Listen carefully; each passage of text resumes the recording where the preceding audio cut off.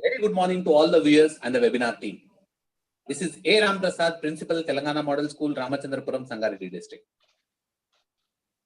I am here to introduce Mrs. Shaitaj Begum, postgraduate teacher in political science from Telangana Model School, Dhanwada, Narayanpet District. She has a vast experience in teaching and she has her master's degree in political science from Osmania University. She is a wonderful orator. She has already conducted so many sessions for intermediate second year and a session for first year too. The session which she is going to conduct is a continuation session. This is a second session for the same topic, political concepts. So I look forward for all the students making optimum use of the session because this particular topic forms the foundation for your total subject. So good luck to all the students and to Mrs. Shaitaj Begum. Over to Mrs. Shaitaj Begum for her session. Good morning, sir.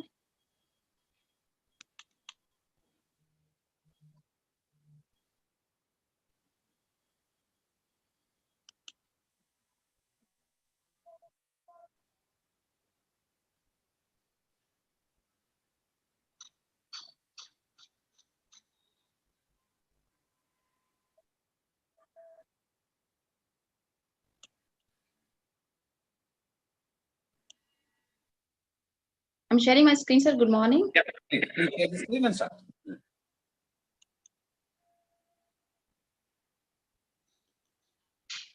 Make it full screen, madam. Yeah. Good morning, everyone. This is Mrs. Shaitaj Begum, PGT Political Science, Dhanwada, Narayanpet District. I'm very glad to take one more session of this intermediate first year webinar session. And I'm also very glad for the words of honor said by my subject coordinator, Mr. A. Ram Prasad, sir, Principal TSMS Arsipuram, Sangareddy District. I look forward for the students to take optimum utilization of these sessions and see to it they are connected in to these sessions in this course of pandemic. So let us start the session. Today I'm going to take a continuous, I mean to say connected session for Unit 4 Political Concepts. In my previous session, I have discussed political concepts, law, liberty, and equality. There are 5 political concepts: law, liberty, equality, justice, power, and authority. In my previous session, I have discussed law, liberty, and equality. So in this session, let us discuss the other 2 political concepts called justice, power, and authority. So let us start with the first political concept, justice, of this session. Justice. When we hear this term justice, what comes to our mind is a common word. Justice is being fair. Being fair means being right. Being right. Being right and not doing anything wrong. That is the general things which comes to our mind when we discuss the word justice. Now, when we see the broader meaning, let us see the broader meaning of this term justice. Justice, it is one of the most important moral and political concepts. Very, very important political concept. In fact, it is an integral part of political science. Without this, there is lot of disturbance in society. The society cannot just adjust. Man makes many compromises, but that is based on this justice. When we live in society, then we must have a justful behavior towards our fellow mates. According to the famous Greek philosopher Aristotle, he said that justice is consistent what is lawful.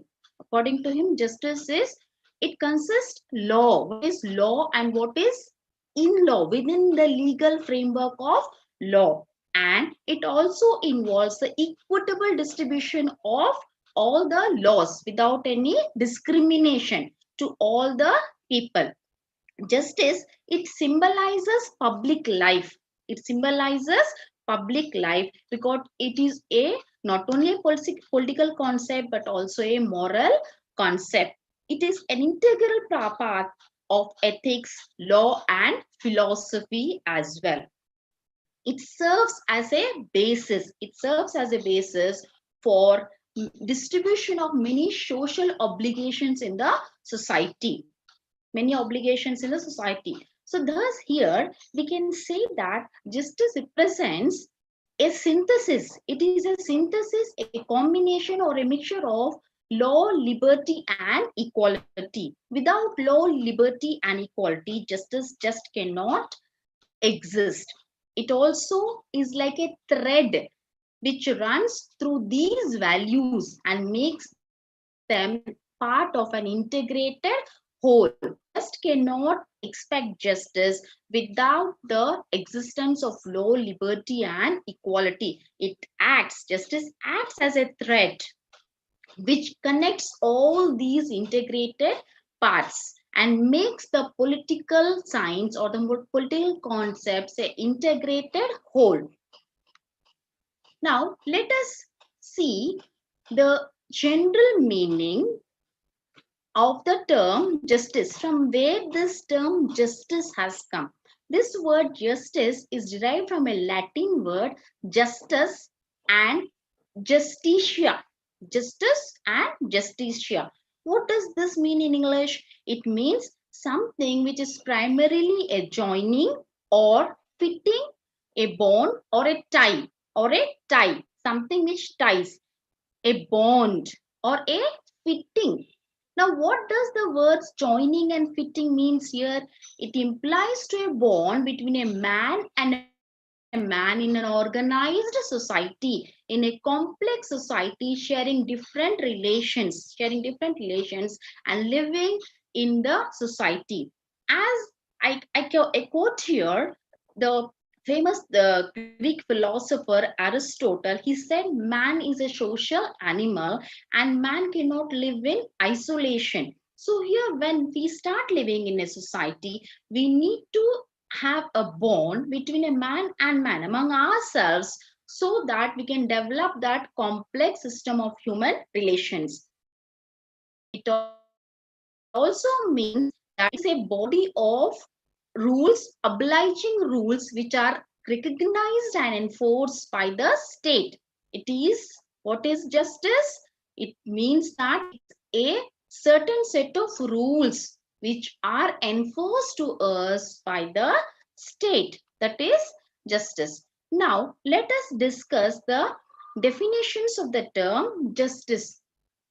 As you can see here on the screen, we have two definitions here given by Plato and Aristotle. Plato, he was a Greek philosopher. He is best known author of philosophical works. He has done many philosophical works. Philosophical. What does the term philosophy? Philosophy. We say philosopher. What is this philosophy? Philosophy is nothing but just a way of living, the study of values, the study of knowledge, and also questioning existence, reasoning the mind. All these are the things which a philosopher does. That is, philosophy is a way of living, a different way of living and questioning and reasoning.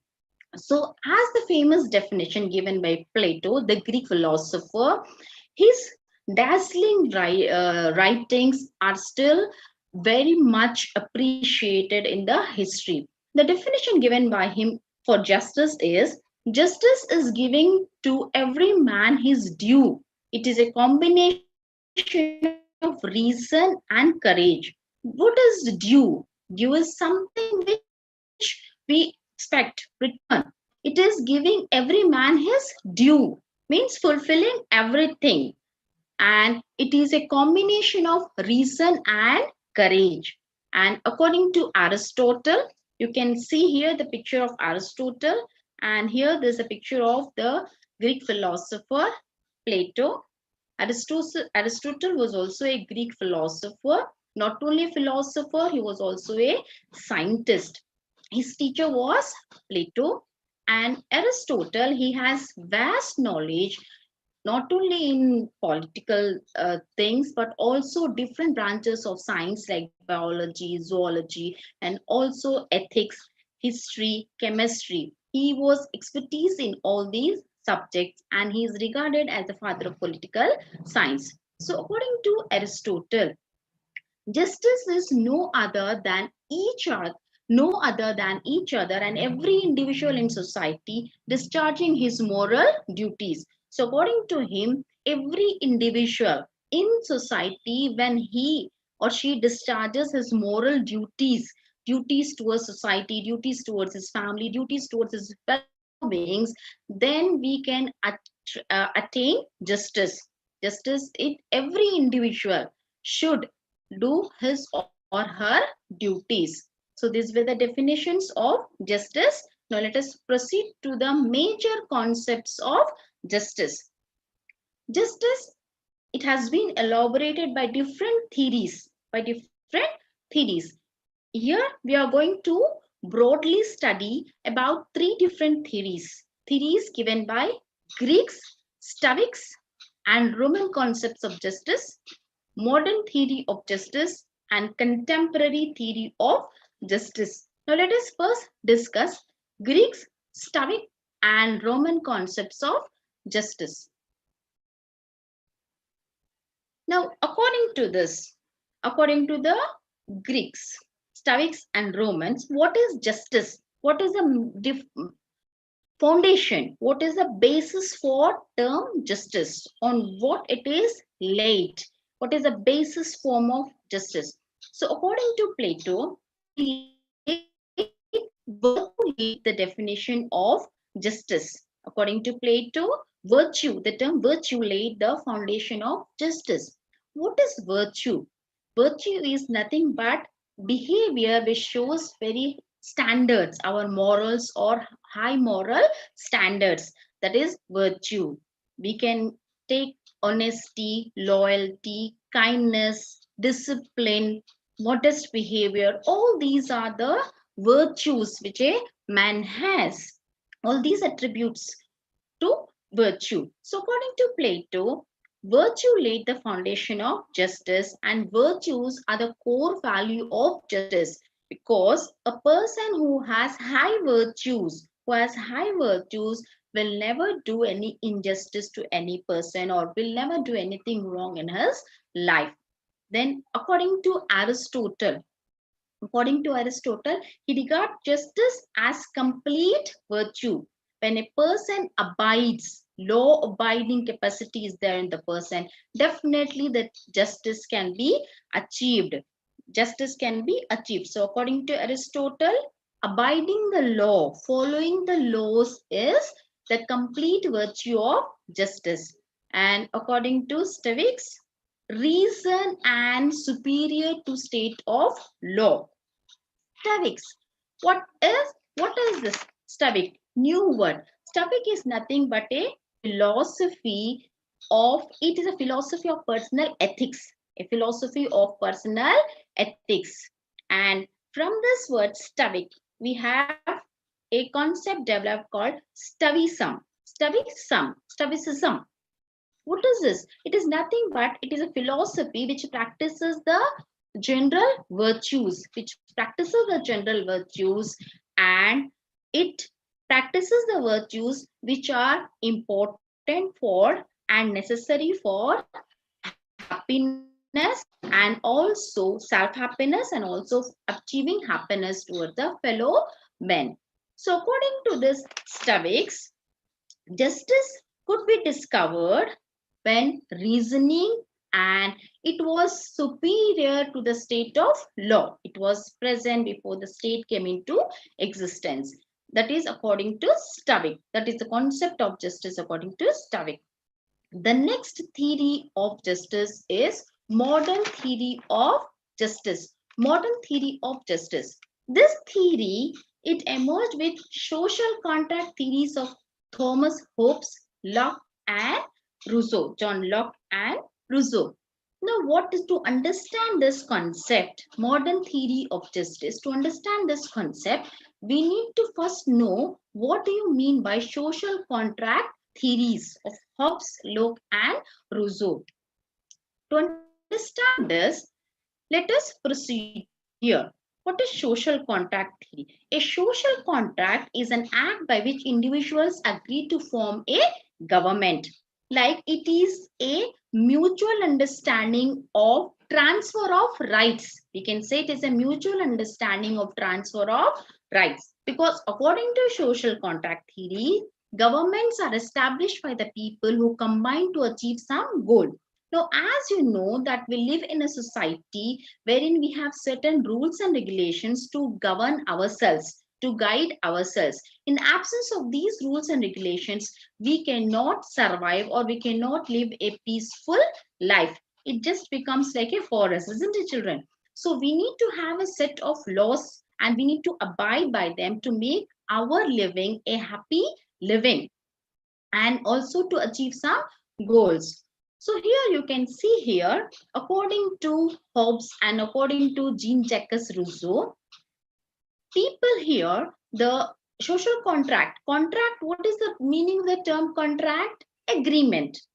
Social contract theory is, it is a mutual agreement between the citizens and the government. And governments, what is government's duty? To protect the citizens and to make the decisions based on common good and general will. Now here you can understand here, people, that is we give power to whom? To government. Earlier it was monarchy, now also monarchy exists. That is kings, rule of a solo person, monarchy. Here we have countries in the world who follow monarchy and also who follow democratic governments. So people here give power to government, and in turn what does the government does? They protect their rights. They protect their rights. But when this government, it misuses the power given by the people, then the people replace or overthrows that government. How does we do that? We do that by enjoying our political right, that is right to vote, right to vote. So here social contract theory is nothing but, here it is an agreement between individuals for a common interest, to achieve a common interest. Because here governing people for attaining some goals, and it is also like trading, doing a business for achieving our liberty and for having a stable society, for having a stable society. So it is a board or agreement between the government or citizens or between the individuals.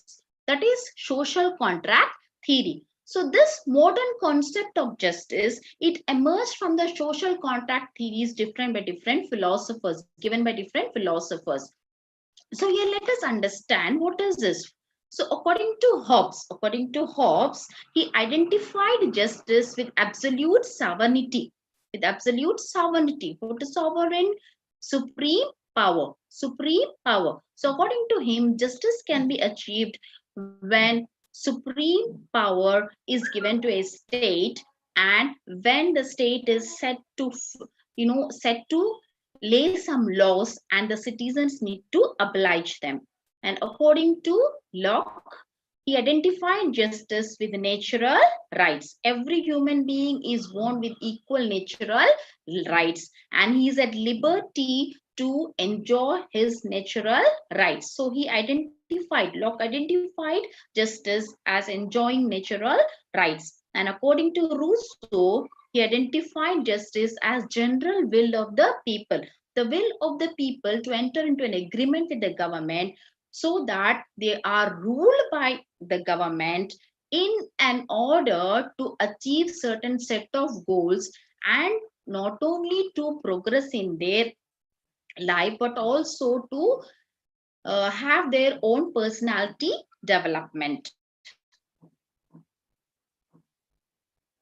Now the third concept of justice is contemporary theory of justice. Contemporary theory of justice. Now these theories, they focus on difference between substantial justice and procedural justice. Contemporary, what is contemporary? New, which is emerging based on the current situation. contemporary. So this contemporary theories of justice, they focus on two different justices called substantial justice and procedural justice. They're called substantial justice and procedural justice. Now, what is substantial justice? Substantial justice is it corresponds to the philosophy of socialism. It corresponds to the philosophy of socialism. Now, what is this? Corresponds means it implies and it applicates to the philosophy of socialism. It holds that society, the sections in the society like rich, poor, whether a person is poor or rich or underprivileged, they should have adequate opportunities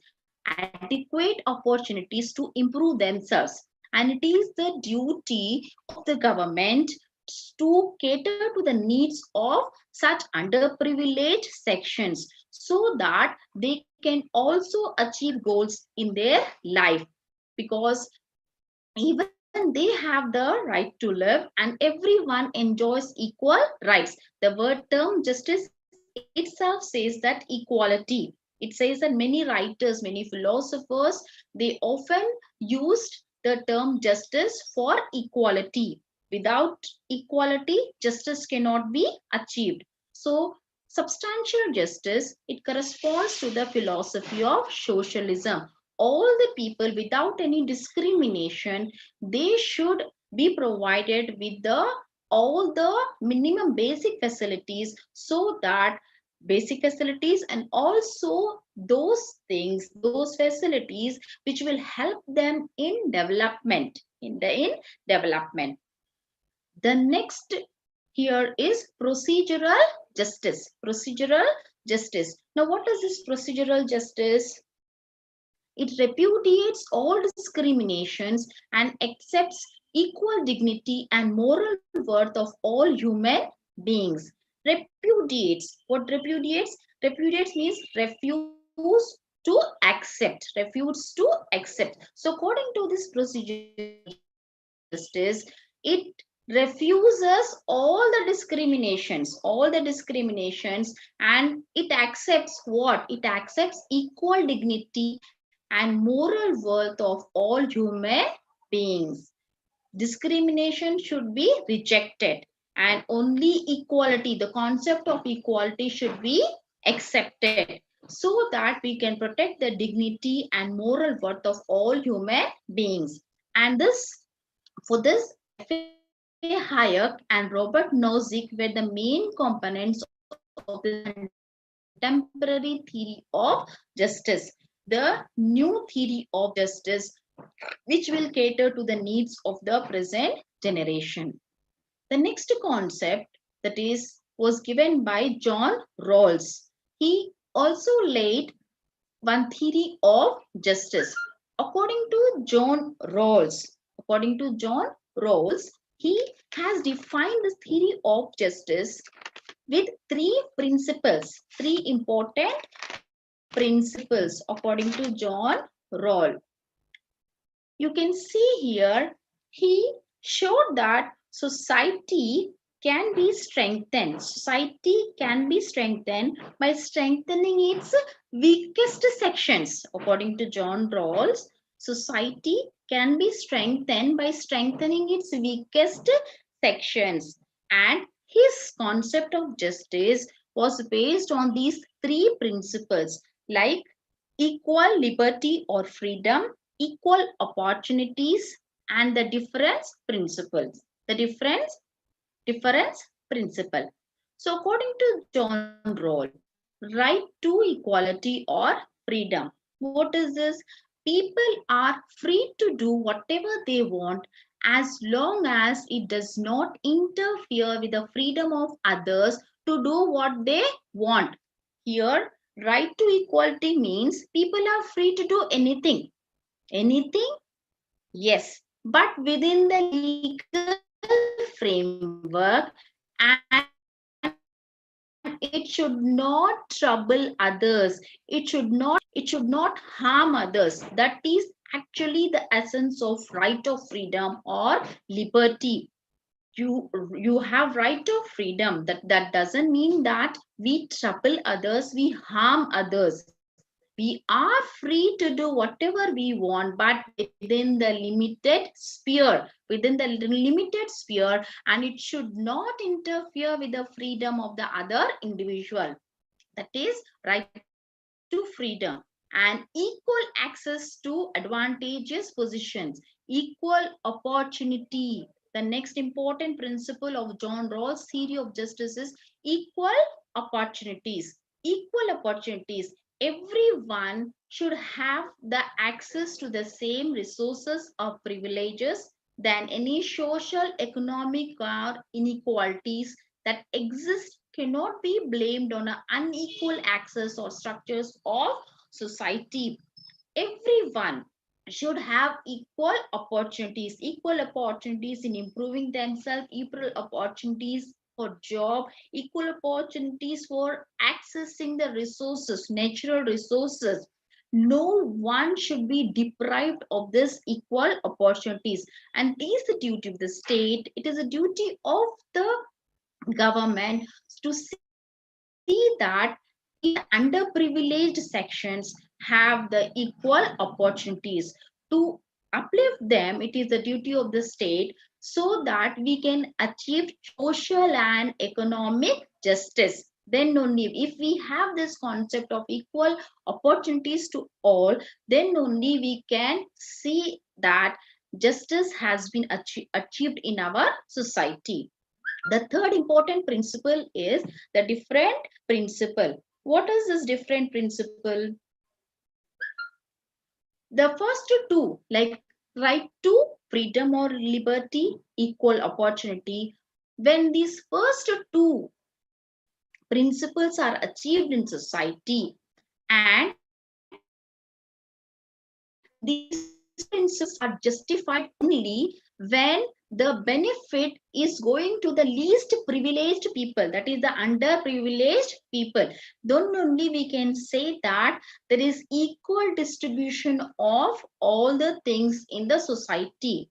That is, it implies that the benefits of the government, it should reach even to the underprivileged, mostly to the underprivileged people, without any discriminations. Then only we can say that we have achieved justice in the society. So these are the three principles on which John Rawls' theory of justice is based: freedom, equal opportunity, and the difference principle. That is, the unequal distribution of resources should be equally distributed, and the system should see that it functions the benefits even to the least privileged.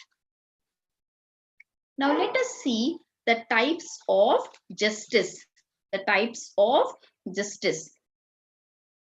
Now, as you can see here, we have four types of justice: legal justice, political justice, economic justice, and social justice.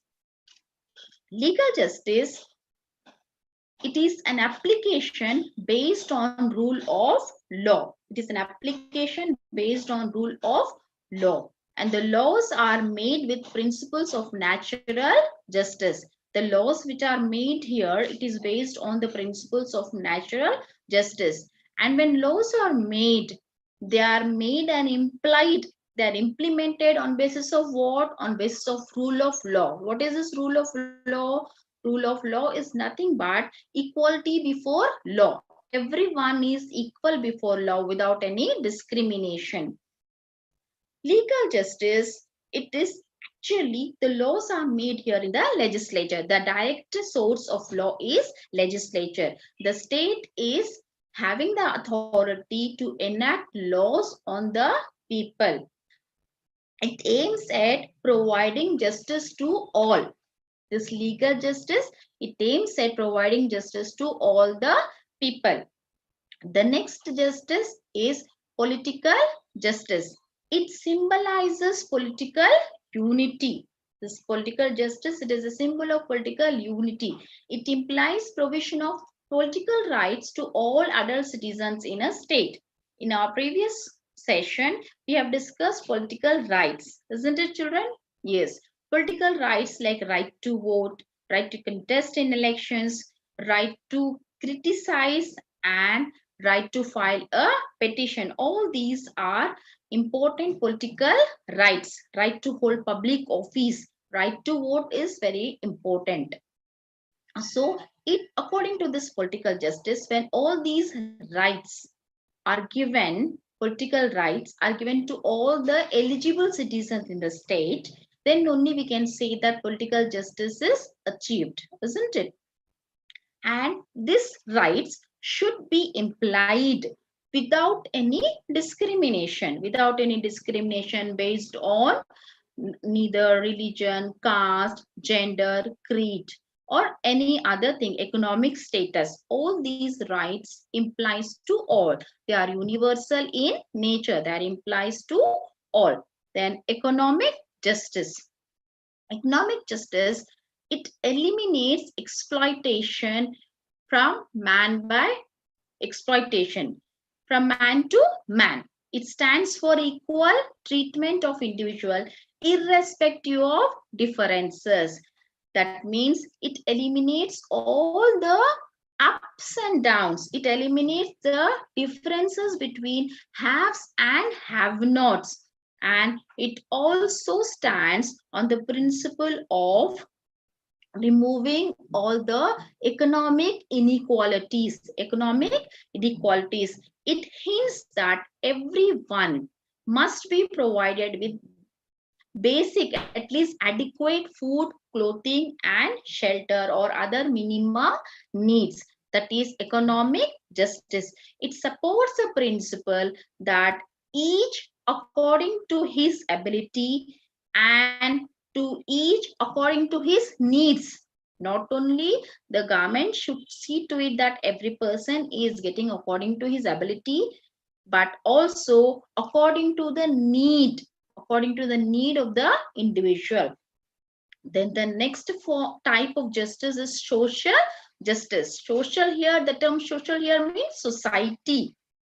It implies a just social order, a balancing society, a society in which in which we don't have any absence of discrimination. And it also ensures eradication of social evils. So here, what is the term social evil here? In ancient days, we had many social evils. Like when we were under the British period, we had social evils like sati.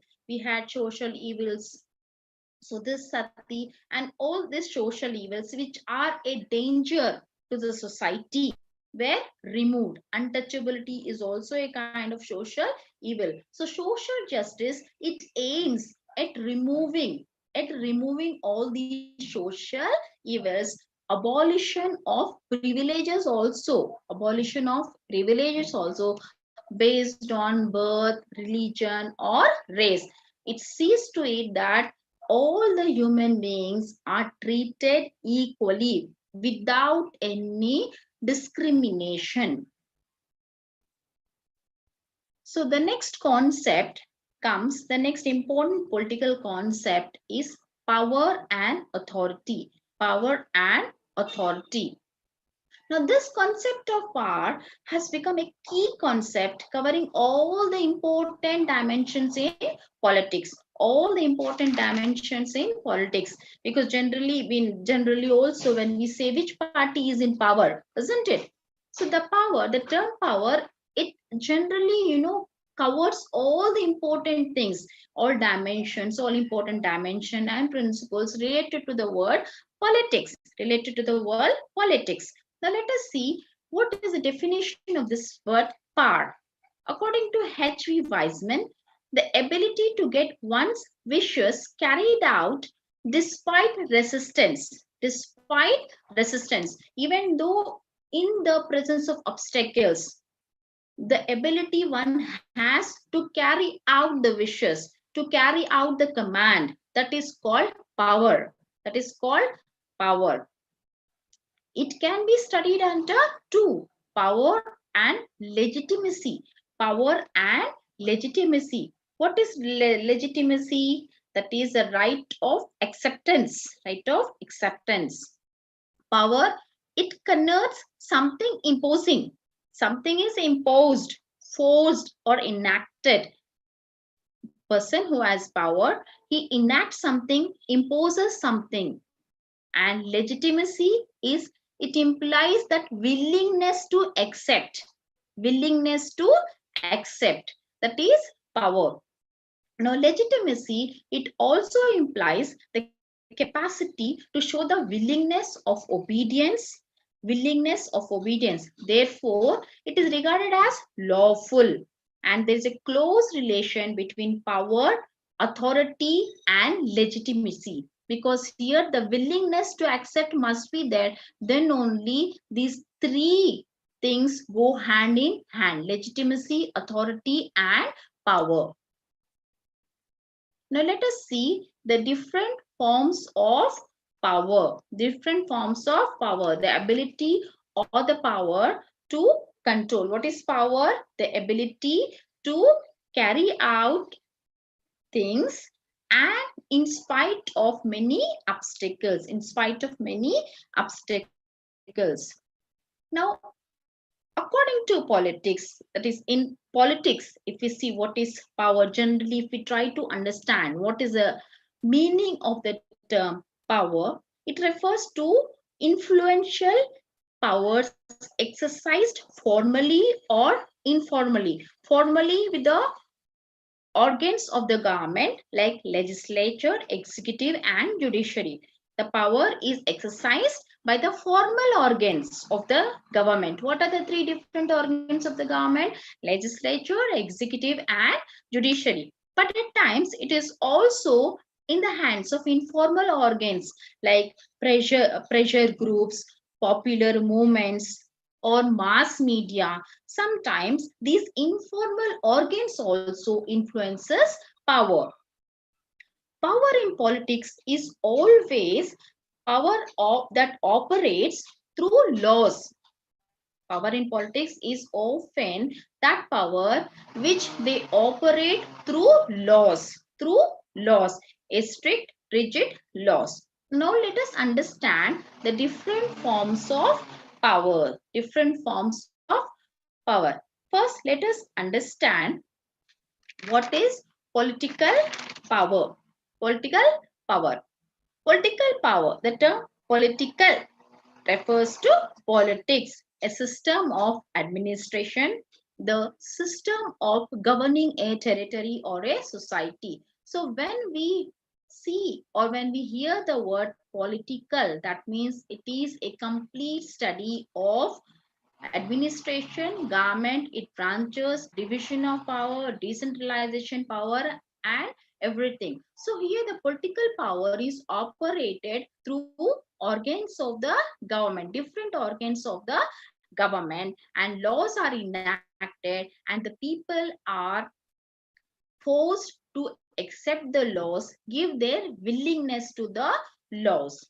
Then comes technological power. Technology, the word technology, here we are using in today's era, we are using technology more. Now here we have, in this course of pandemic, we are having this classes, webinars, and also even for the school going children also, through different apps, online classes are going on, isn't it? So what is all this? It is a use of technology. So technological power means a lot in today's generation. So how this is used in politics? We can see here during elections, this technology is used for different types of campaigning also by different political parties. But at times it is also dangerous, like because it gives us fake news, isn't it? Fake news. So here the people should realize and should have the power to understand what is the optimum and positive use of technological power. Here it is a very important concept in contemporary democracy. The next form of power is economic power. The word economic means it is something related to wealth, doesn't it, children? Yes, because economics is that study which studies about wealth. It is study of wealth. So economic power, it plays a very vital role in decision making or in making the policies or making important decisions in liberal democracies. It plays a vital role. It also sees to it that the natural resources are used properly, which are abundant, which are used properly, and also it sees to it that it have more economic power. Then comes ideological power. Ideological power. Ideological power is nothing but different ideologies or different principles followed for the progress of the nation. People, they believe that they are governed with the approval while they're actually continued to be governed according to their whims or according to the ideas of the ruling class. Ideas of the ruling class. Of course, we have constitution, but the ideas or the principles which set with the ruling party makes a lot of difference. The next is national power. The next kind of power is national power. The terms like in this world, contemporary world, we have often heard of the terms like unipolar world, bipolar, or multipolar world. What is this unipolar? Uni means one supreme power in the whole world, one supreme country which is very powerful in terms of technology or other things. Unipolar, bipolar, two supreme powers. So in this world, today's world, we see the world is divided into these things, that is division of powers. Now let us see the different perspectives. Let us see the different perspective of power. The power is classified under 5 perspectives. Perspective, point of view, elite perspective, group perspective, and gender perspective. Elite perspective. Elite. What does this term elite means? Elite means it is a group of people exercising major power or authority or influence. Major power, authority or influence. That is called elite. E-L-I-T-E. So elite perspective. What is perspective? Point of view. Their opinion. Point of view. Their opinion. So according to elite perspective, it exercises political power, influences political power, and it was developed in the 20th century. It was developed in the 20th century, and according to this, a group of people, they govern according to the laws and according to the natural rights. Then next comes the group perspective. This, it divides the society into 2 groups, dominant and dependent groups. According to group perspective, it divides the group into 2, dominant and dependent groups. Dominant groups, that means it dominate the people who are dominating on others, and like and dependent, that means the other group which is dependent on this dominant group, which is dependent upon this dominant groups. Then gender perspective, it recognizes society based on the division based on gender, male or female. It has become very predominant study in power. This gender perspective, it has become very predominant in the study of power. This division is created by nature. Man has not created this division. This division is created by nature. The feminist theory, demands a thorough, and it wishes to liberate women. It wishes to liberate women in all forms. And examples we can see now, like women empowerment and other things. Class perspective. Class perspective. That means here the society is divided on haves and have-nots. Haves and have not. That means this division is completely based on the economic status of the individual. Economic status of the individual. And next you can see here modern perspective. Empowerment of vulnerable sections, the sections which are at risk, the sections which are at risk, like women. So for them, empowerment of women and such feminist theories have been adopted to make them on the safer side.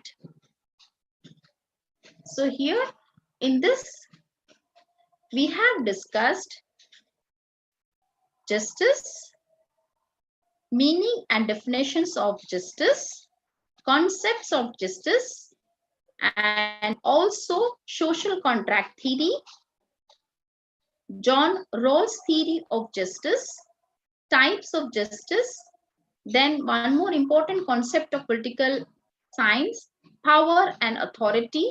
We have also discussed different forms of power, different perspectives of power. All these things we have learned in this session.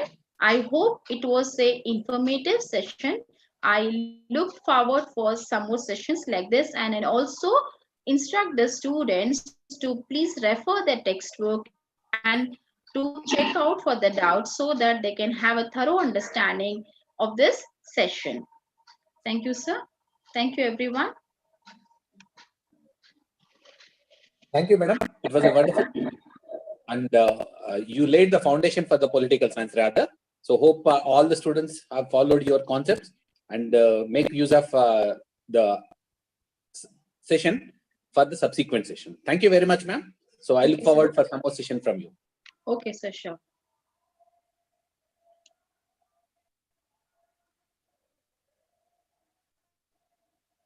Okay, sir, thank you.